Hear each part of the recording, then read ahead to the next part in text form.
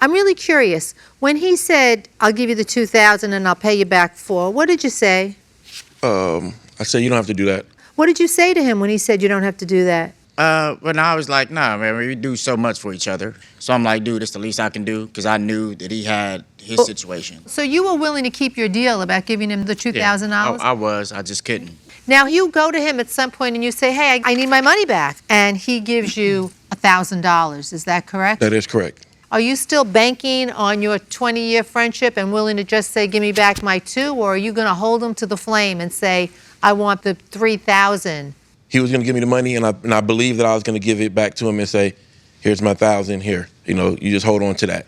That's sweet. So you figured he was going to give you the $3,000, and then you were going to give him back the $2,000 and walk away. Because that's kind of really what this was about. It was him wanting to be really generous and you really needing the money, but not wanting to take advantage of somebody whose business was hurting and who was your best friend for 20 years. But then he says to you, I'll even give you another $1,000 since I can't give you the $3,000 I owe you now. What do you say to that, Mr. Smith? At that time, when those terms were presented to me, we were already bumped heads, extremely frustrated. At that particular point, I was like, okay, I want all the money. And that's why you're here suing him for $4,000, because he's already paid you $1,000 of the $5,000. That's correct. Well, I don't think I have any other questions. Everybody okay here? All right, so gentlemen, we're going to retire to deliberate, so thank you. Very interesting case. They seemed like they were two buddies.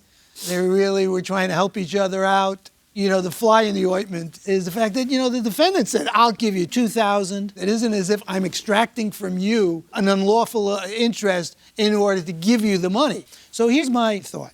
The legal interest rate for a personal loan can be anywhere from 5% to 36%.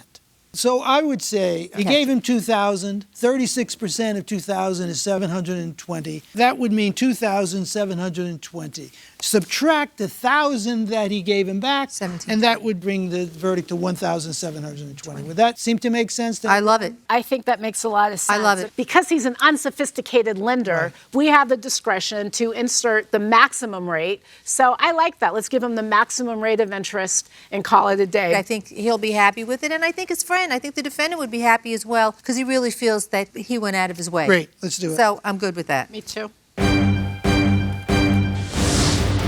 You know, this COVID pandemic has had such tragic impact on so many different things, obviously on businesses, but also, frankly, I think on personal relationships. But for us to enforce a contract where a person delivers to another person $2,000 and gets back $5,000 would be an unconscionable contract in a way, Mr. Smith, because that amount of interest is considered illegal under certain circumstances. So this is what we've come up with, which we think will satisfy you and satisfy the law as it requires us to apply it.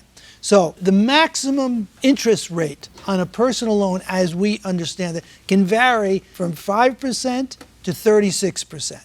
Well, we've decided that we will give you the maximum amount of interest on your $2,000 loan to the defendant, which would be $2,720, less the $1,000 that he paid you. So we have decided that the verdict in this case will be in the amount of $1,720. That will give you the maximum amount of interest and repay you for the money that you gave to the defendant legally. That's the verdict of the court.